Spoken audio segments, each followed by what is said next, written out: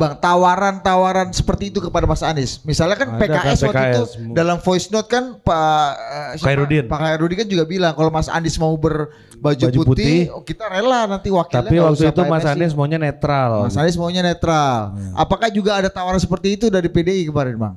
Tidak ada. Oh. Tidak ada sama sekali tawaran-tawaran untuk menjadi partai, tidak ada. Dan kenapa Mas Anies juga tidak memilih itu untuk semakin gini Bang, mengamankan perjuangan dan mengamankan kursi ini gitu, kandidasi. Bahkan bisa sebaliknya, kalau dia ngambil itu malah makin tenggelam. Ya kalau di partai tahu sendiri kan. Sementara logiknya kata Bang Anto, logiknya partai. Begini. Ya kan kalau kita melihatnya katanya Anto, kalau kita melihat Airin, kita melihat Ijek dan lain-lain kan sama ngelihat. Yang jelas, you nggak bisa bangun demokrasi tanpa partai politik. You nggak bisa,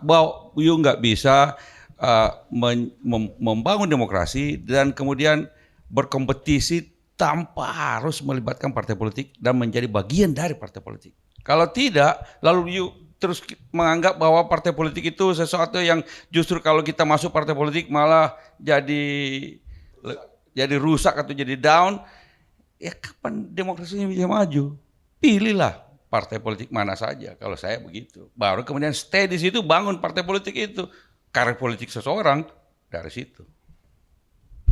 Ada tanggapan abangku? Saya percaya secara teori.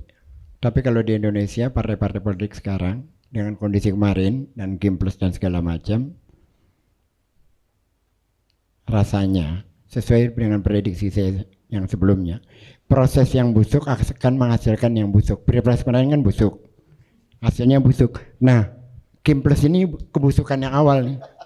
Jadi kalau saya ya, karena kan dengan cara begitu yang dikehendaki kan apa? PDIP tidak bisa memajukan orang kan, itu kan fakta aja. Karena kebetulan dari putusan MK aja yang tidak masuk dalam radar akhirnya bisa terol. Kalau enggak kan habis semua itu. Hampir 94 daerah, sebagian itu daerah-daerah yang punya sumber daya alam.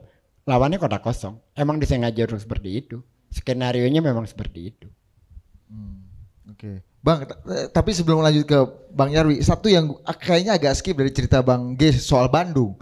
Yang pertama, apakah betul memang spekulasi di media sosial di detik-detik akhir tuh malam Mas Anies sudah berangkat ke Bandung? Itu satu. Yang kedua,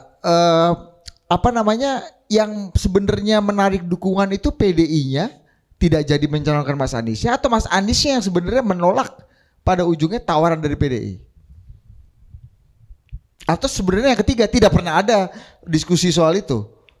Ini membangun persepsi dalam talkshow kayak gini, saya agak khawatir kalimat saya agak disalahartikan. Yang sesungguhnya memang itu ada tawaran dan Anies tidak bersedia dari tanggal 28 sehari sebelumnya. Dan tanggal 29 itu Anies bersama saya di Jakarta Selatan, itu nggak ke Bandung. Nggak ada acara Anies di Bandung. Dia kumpul rame-rame dengan teman-teman, berbicara panjang tentang situasi macam-macam. Dan subhanallahnya ya, Anies yang menjadikan menggembirakan kita semua. Dia yang bercerita hal-hal yang lucu, yang apa gitu. Dia ya terserah aja lah, kita semua agak kecewa, saya pribadi kecewa gitu dengan proses ini. Tapi Anies yang membangkitkan supaya kita perlu, jalan masih panjang, masih banyak tantangan yang harus kita hadapi. Kalimatnya Anies itu, saya mencintai Indonesia tanpa syarat dan jangan pernah berhenti mencintai Indonesia.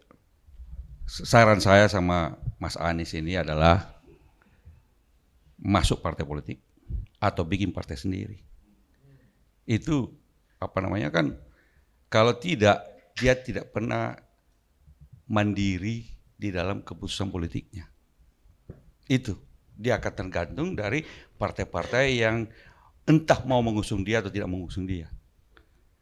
Ya, beda misalnya dengan orang yang punya partai, entah Prabowo, entah SBY, AHY Bang, AHY. ya, AHY. Ya. Jadi maksud saya begini, Kadang suka lupa sebut ketika berat amat nyebut nama AHY, heran gua. enggak berat dong ketua umum saya gimana. Jadi misalnya begini. Yang mancing dia. Ya.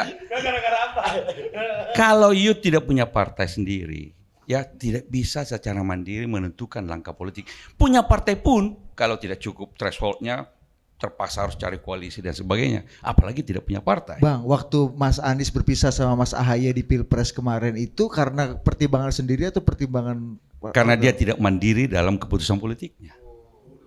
Itu dia. Jadi dia terombang-ambing terus.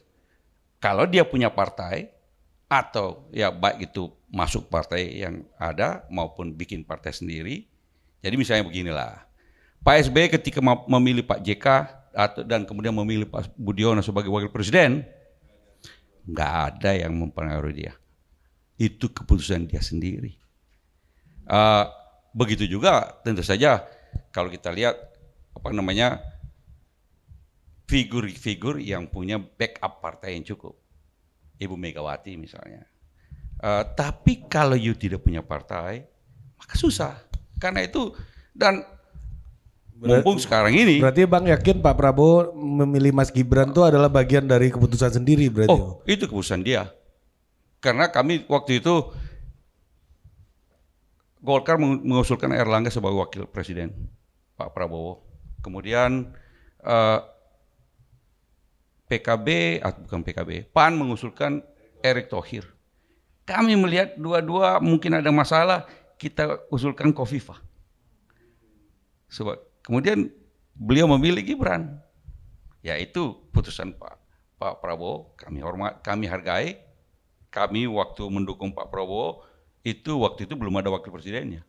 Apapun keputusannya kita hargai. Sama juga ketika Pak SBY memilih Pak JK atau Pak Budiono, semua koalisi juga menghargai. Itu aja. Oh jadi abang juga mengerti lah sikap Mas Anies pada waktu itu yang kemudian berpisah dengan Mas AHY dan Partai Demokrat karena memang bukan kuasa atas beliau. Cuma kita dikasih tahu dulu dong. Tiba-tiba kita cuma baca sudah di Surabaya kan begitu. Ada hak jawab. Anto sudah paham karena dia bicaranya sebagai orang Demokrat. Susah gua karena kan dia selalu dia tidak mau terlepas dari kan dari tadi sih udah jauh. Susah dia tidak bisa meninggalkan Demokratnya.